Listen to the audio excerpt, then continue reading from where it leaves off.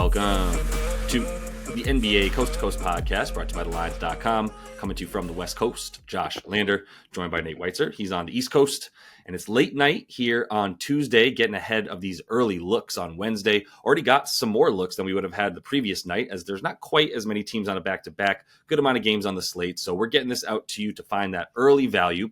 We've got best bets in this one, also got player props up in a separate episode. So make sure you subscribe to that page, give those videos a like, and continue to follow along all season with us. Pretty good night so far. A couple weird things that happened with the Phoenix game. We still got games going on, including that Celtics-Nuggets game. So we'll recap this stuff a little bit more for you on the next show for Thursday. But let's go ahead and get into your first best bet here for Wednesday, Nate. Yeah, I'm going to go back to what hit on Monday, which is the Jalen Duren double-double in a win, which was plus 210 when you added it up there, and they were minus 6.5 on Monday at home. They are also minus 6.5 here in Brooklyn, and the double-double is still just value on its own. I mean, the money line was the thing you had to sweat against Portland, and I don't think you're really going to have to worry about it here against the Nets. When you look at their injury report, it's just like continue to pull the ripcord, continue to take things away from Jordy so that he can't even work his magic coaching. Because D'Lo ain't even going to play anymore. So this Nets team is just going to be dreadful after a 96 offensive rating in their last two, after pulling both Cams out of there with their respective injuries or what have you. So there's going to be plenty of rebounds available. Also plenty of points available in the paint, allowing the fifth most field goals in the restricted area the last four here for the Nets, allowing over 25 a game to centers in their last seven. Detroit is just an elite rebounding team, which is what you were highlighting why you liked them to beat Portland. And certainly have an edge here. But a lot of that just comes down to Duren, who's getting 19 rebound chances in just 25 minutes in his last four. Detroit's 104. He's had 3 double-doubles. Some of those were pretty tough matchups, right? And this is not so. I just don't understand why books are, it's 20.5 points in rebounds. It's at minus 105, but then the double-double to be this juicy. I mean, it's plus 150 at Bet365. Most places like 130-ish, but still – he's almost certainly not getting the 21 combined without getting both. And it's a good bet to get both, something he's done 3 straight against the Nets. And interestingly, they've really tried to establish him early here. Recently, the Pistons have. I mean, they're losing some wings too, right? Ossair's not going to be able to go here.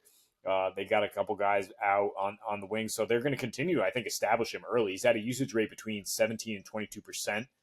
In the first half, 5 of his last 6 against the Nets, his last 4, he's averaged 8.5 and 7.5 in the first half. So that's going to be key, right? I mean, you're going to have to do some heavy lifting here in the first 2.5 quarters if you think they might blow him out, because the Nets aren't even fielding a real roster here. So he has still wound up with the double-double in all those and averaged. I mean, he's killed them. He's killed Claxton, whether he's in there or not. I mean, killed this team shooting 75% and averaging 13 and 14. So I just think it's a good value here to get 2-1 on your money.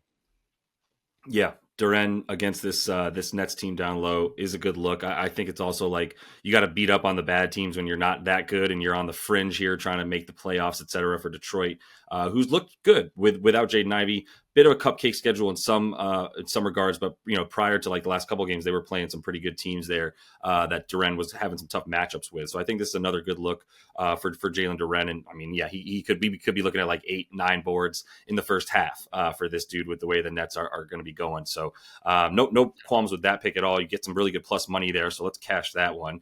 Let's also get this Indy minus 4.5 look. I think we're still getting ahead of Indiana and the Pacers being better than they were to start the season, where they just looked like a shell of themselves and didn't look like themselves at all, not playing fast enough to really make up for a lack of defense. Yet somehow what's interesting in their last 10 is their defense has gotten better as they've sped up. And maybe not necessarily giving up fewer points all the time, but they're more efficient and they're still playing at a very, very fast pace. I would also be leaning to the over in this one with Chicago. It's at 241.5, but like with Indian and Chicago, when they're playing in certain games this season, I'm becoming less and less afraid of the 240 number.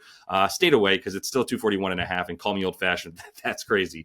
But for Indy here in their last 10, they're 7-3 straight up and against the spread in that time. They're actually 10-3 in their last 13 against the spread spread as well. So covering all those, they're eighth in net rating and fifth in offensive rating. And like I said, playing a lot faster, but they've had the second hardest strength of schedule in the last 10 games. So talk about playing really good teams and coming out with a really good record to sort of give them that confidence that they should be in the playoff picture in a down year for the East, which we already thought might be a little bit down outside of the top heavy juggernauts right now, like 1 through 3, essentially. But they have been an offensive juggernaut, just super efficient, getting to the paint a ton. They're third in points in the paint. They're fourth in effective field goal percentage overall. And they are not turning the ball over. The first in turnover percentage on offense, which is something that was a big Achilles heel for them last year when they would just play out of control. But that was a part of the game plan, was do this sort of just improvisation on the fly kind of thing while you're playing at a super fast pace. But they've limited those turnovers to the tune of the best in the league right now.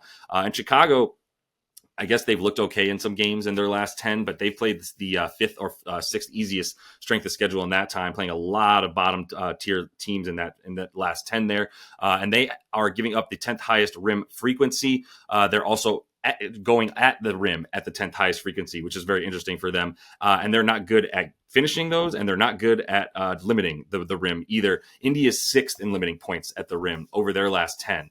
Do with that what you will. I don't have the best explanation for it. Miles Turner does have a number of two block games over the course of the last 10 games. Interestingly, he's his blocks are majorly up this season. So could be that they're just telling him to stay down a little bit more after having basically the worst paint defense in the league last year. It's been a real mark of like a consistency for them on the season so far. So I'm going to believe in what they're telling me as they get faster and better on offense and maintain a much better defense than they saw last year.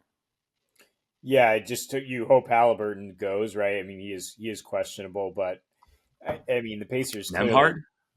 Yeah. I mean, they might still be a plug and play system at this point. Like whatever funk they were in early in the season, it's over now, it seems, and that means that they're a high scoring, high variance team. Where a 5 point spread, which is it's at, I think now is not a big deal necessarily. Like if they get cooking, and the way the Bulls are going to shoot too, like just up and down. Like yeah, I wouldn't worry too much about the spread here. So I like it. Look, I think we got to pick this Cavs Thunder game. It's just it's too cool not to take it in one way or another. I'm going to take the home team, Cavs -1.5 if you can get it. It might be -2. I mean, my other look here, which I touch on briefly, was the Bucks Spurs under. But since we're going night before here, that's already been gobbled up, like down 3 points to 223. Oh, So wow. I think that's a bad number at this point. If it does go back up, I think it's a good look at where it opened at 226. But let's look at this Cavs number, which probably isn't going to move much because both teams are red hot, 10-0 in their last 10 here. Cleveland, though, has gotten up for these games, 10-0 against the West. They've only lost once at home all season. And I mean, when they face these Western Conference teams, they score 130 a game. They just step up. They hold the West to 32% from three. And that's how you have to beat Cleveland, right? I mean, with their rim protection, they might have a Coro back in this one, which would be huge to give SGA some problems. You have to be able to beat this team with elite 3-point shooting. In their 4 losses this season, Josh, the opponent has shot 47% from three. And I mean, you just got to absolutely shoot the lights out. And OKC on the season, their Achilles heel offensively is 33.7% from three. And we saw it against the Bucks, their last big game. I mean, they clearly have responded since then with the 10 straight wins, but they were just woeful from 3-point range. I don't think you need something that drastic for the Cavs to pull this one out here. But anywhere in between, any sort of regression where they're not hitting is going to be a big problem. And if it does come down to the stretch here, I don't know. I think I trust the Cavs at home a little bit more here still, based on seniority, based on everyone else but SGA being like a little bit limited in terms of what are you really going to get going towards the rim here against this Cavs team. The Thunder's defense looks so amazing in every category, but have they faced this kind of well-oiled machine that the Cavs are in the regular season? You could say, yeah, they kind of shut down Boston in the second half there, but I don't know, man. Kenny A, the coach of the year, like I think he's going to have something for him. Coach of the year, Kenny A. I mean, this takes some cojones to even bet this game at all. So, like, yeah, taking the Cavs at home, a little bit better there. We're just so dominant right now in the season. They're going to be a really amazing regular season team. There's no question about it. Would not be shocked if they pull out the one seed in the East, partly because I don't think Boston. I mean, they're human. So you've won one. They played in so many big games together. Kind of tough to get up for every single game during the regular season for Boston. We might see a few more weird losses here and there. So I do think the Cavs, but I think once you get to a playoff series, then the Cavs' magic and mojo runs out a little bit because I don't know that they're good enough, basically, like 1 through 7. They're just really, really, really good right now with that 5. But at the same time, the Thunder are in that same vein. So this is going to be an awesome game. And I would be leaning at the home team -1.5. I think if you give home court advantage about 1.5 to 2 points, this is pretty much a neutral game for the season. Just if it was in a neutral building is kind of how I see it. So I love the look though for the home team in this one. I think we can get some value. But let me go ahead and get to Toronto, New York. And I will be looking, if RJ Barrett's healthy, I will be looking at some RJ Barrett and Emmanuel Quickly props. I do think those two dudes will have a vendetta against this team a lot moving forward. And they'll keep playing them about 4 times a year. So we'll get plenty more of it. But I'm just going to go with the total, over 229.5 in this one.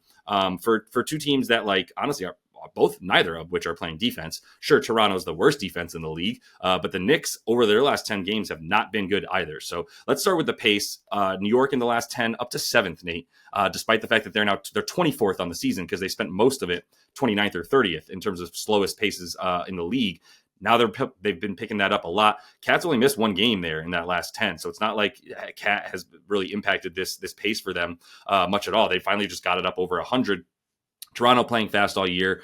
They're just sort of another version of like the Wizards from last season or just any other fast-paced team, and this season, I should say, but any fast-paced team that just isn't playing defense and is just sort of going, well, maybe we can score more than you in this game if we hit more shots. And that's really it.